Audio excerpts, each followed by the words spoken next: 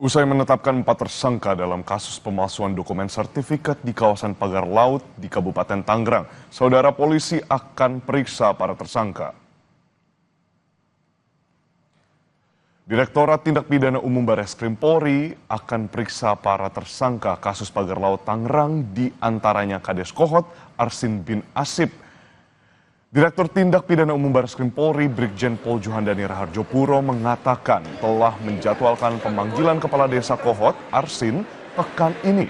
Sementara penahanan baru diputuskan mempertimbangkan berbagai faktor hukum. Kami dari penyidik memanggil para tersangka minggu depan. Nggak tahu hadir atau tidak, tentu saja kita menunggu para tersangka yang kita panggil. Apakah akan dilaksanakan penahanan, kalau nggak salah ya?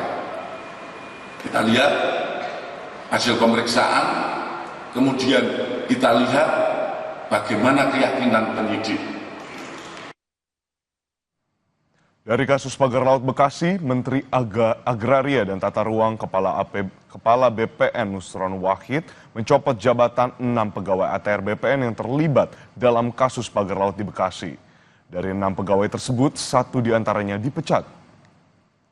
Nusron merinci ke-6 pegawai yang dikenai sanksi meliputi 5 pegawai negeri sipil yang dicopot dari jabatan dan 1 pegawai pemerintah dengan perjanjian kerja P3K.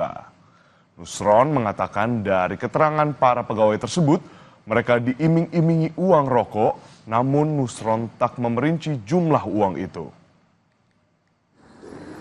Kita mundur aja. Bang, kita mundur. Ini yang Bekasi kita umumin, yang terlibat dan dikena sanksi, 1 dipecat. Yang pertama, yang lainnya dicopot dari jabatan. Yang pertama adalah FKI, ya kan? FKI nama orang, bukan Forum Kesenian Indonesia atau Kebudayaan Indonesia atau Festival Kebudayaan Indonesia. Dulu ketua tim adjudikasi PTSL di Bekasi tahun 2021. Sekarang menjadi kepala seksi di penetapan hak dan pendaftaran tanah pada kantor pertanahan Kota Cirebon.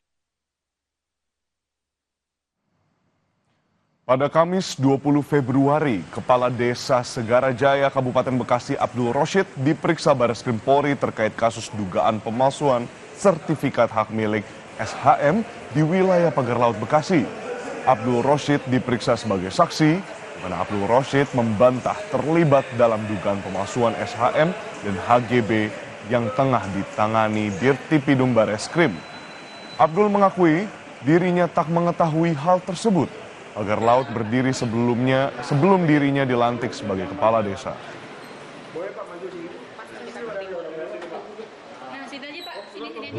Pak, saya dilantik tanggal 14 Agustus 2023. Jadi adanya juga pemalsuan ini juga. Saya kurang tahu gitu, Pak. Gitu baru tahu-tahu ini adanya dugaan seperti ini. Artinya memang Bapak juga merasa bahwa Bapak tidak terlibat dalam pemalsuan ini ya, Pak? Ya.